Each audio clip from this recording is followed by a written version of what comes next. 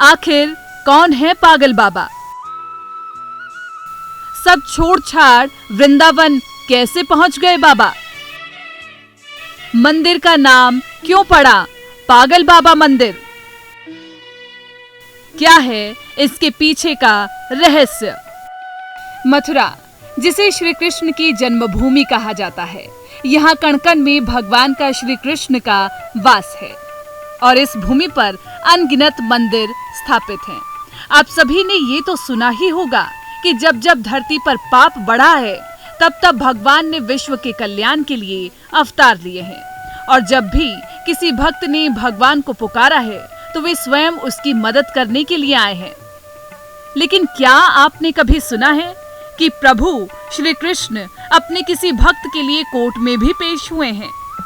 UP में स्थित मथुरा को कृष्ण की नगरी के नाम से जाना जाता है। साथ ही यहाँ के कई पौराणिक किस्से हैं और उन किस्सों में छिपी लोगों की आस्था भी अटूट है। शायद इसलिए यहाँ भक्तों का तांता लगा रहता है। इन सभी मंदिरों में एक मंदिर बहुत ज्यादा खास है और इस मंदिर का नाम है पागल बाबा मंदिर और इस मंदिर को मॉडर्न वास्तुकला का उदाहरण भी माना जाता है।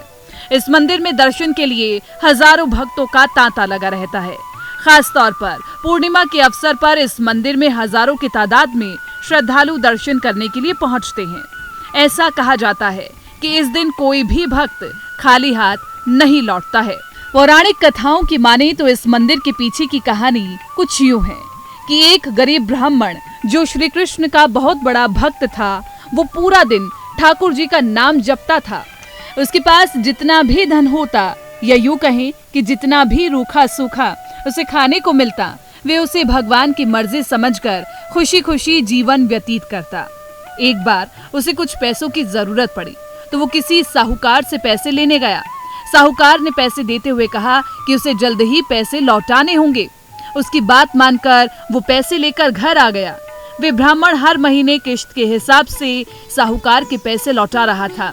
आखिरी किश्त के थोड़े दिन पहले ही साहूकार ने पैसे न लौटाने का सामान आखिरी किश्त के थोड़े दिन पहले ही साहूकार ने पैसे न लौटाने का समन पत्र उसके घर भिजवा दिया।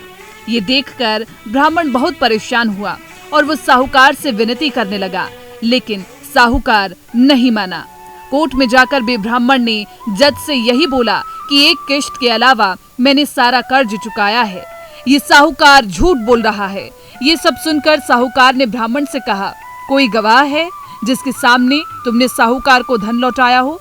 इतना सुनकर वो सोच में डूब गया कि ये तो मैंने सोचा ही नहीं कि जब मैंने साहूकार को पैसे वापस लौटाए तब उसके अलावा तो किसी ने मुझे पैसे देते हुए देखा ही नहीं। उसने इस बारे में बहुत सोचा और अंत में अपने भगवान को याद करते हुए उसने बांके बिहारी का नाम लिया। ये सुनकर पहले तो जज हैरान हुआ, लेकिन बाद में उसने उनका पता मांगा।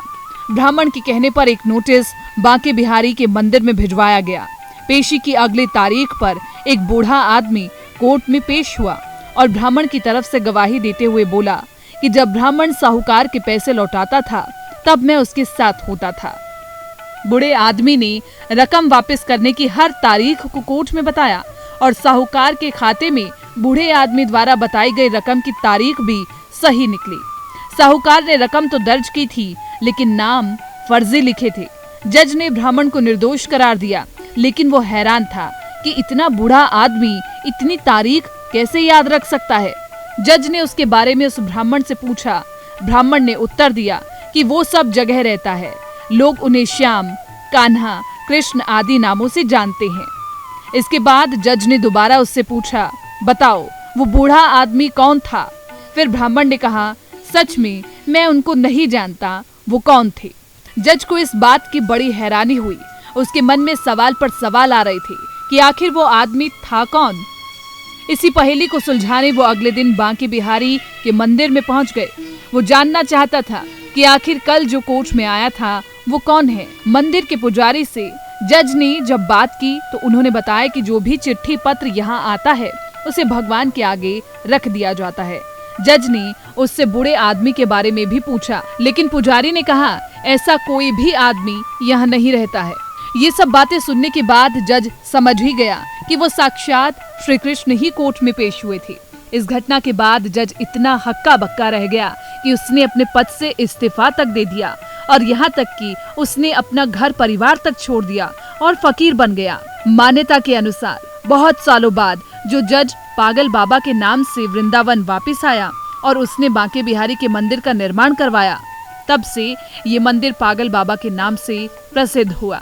इस मंदिर के बारे में एक और मान्यता ये भी है कि जब जज को पता लगा कि उसके सामने साक्षात श्री कृष्ण कोर्ट में पेश हुए थे, तब वो सब कुछ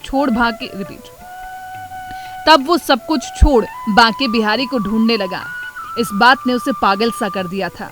इसके बाद जब भी कभी किसी भंडारे में जाता, वहां से पत्तलों की जूठन उठाता, उसमें से आधा जूठन ठाकुर जी को अर्पित करता और आधा खुद खाता। उसे ऐसा करते देखकर लोग उसके खिलाफ हो गए और लोगों ने उसे मारना पीटना शुरू कर दिया, लेकिन वो नहीं सुधरा। जूठन बटोर कर खाता और भगवान को खिलाता रहता। उससे परेशान होकर लोगों ने एक बार उसके खिलाफ योजना बनाई, जिसके अनुसार लोगों ने भंडारे में अपने पत्तलों में कुछ न छोड़ा ताकि ये पागल ठाकुर जी को जूठन न खिला सके। उसने फिर भी सभी पत्तलों को पोंछ कर एक एक निवाला इकट्ठा किया और अपने मुख में डाल लिया। पर आज वो ठाकुर को खिलाना तो भूल ही गया, लेकिन जैसे ही उसे इस बात का ख्याल आया कि उसने बिना भोग लगाए ही वो निवाला मुख में रखा है, तब उसने वो निवाला अंदर न किया कि अगर पहले मैं खा लूंगा तो ठाकुर का अपमान हो जाएगा और अगर थूका तो अन्न का अपमान हो जाएगा। अब वो निवाला मुंह में लेकर ठाकुर जी के चरणों का ध्यान लगा रहा था। तभी अचानक से बाल गोपाल एक सुंदर से बालक के रूप में पागल जज के पास आए और बोला, क्यों जज साहब, आज मेरा भोजन कहाँ है? ये सुनकर जज की आंखें आंसुओं से भर आई और वो मन ही मन बोल रहा था कि ठाकुर जी, बड़ी गलती हो गई, मुझे माफ करे। ठाकुर जी भी मुस्कुराते हुए बोले, आज तक तो तूने मुझे लोगों का झूठा खिलाया है, किंतु आज अपना ही झूठा खिला दे। जज की आंखों से अश्रु रुकने का नाम नहीं ले रहे थे। रोते रोते वो बाल गोपाल के चरणों में गिर पड़ा और वहीं उसने अपने प्राण त्याग दिए। आज भी उस जज को समर्पित पागल बाबा नाम का विशाल मंदिर वृंदावन में स्थित है। कहा जाता है कि यहाँ से कोई भी भक्त खाली हाथ नहीं जाता। यहाँ भक्तों की हर मनोकामना पागल बाबा और कान्हा जरूर सुनते हैं। पागल बाबा का ये आश्रम बहुत ही चमत्कारिक, यहाँ आने वाले भक्तों को सकारात्मकता का अनुभव होता है। तो दोस्तों, अगर ये वीडियो पसंद आए तो इसे लाइक करें, शेयर करें और कमेंट करें।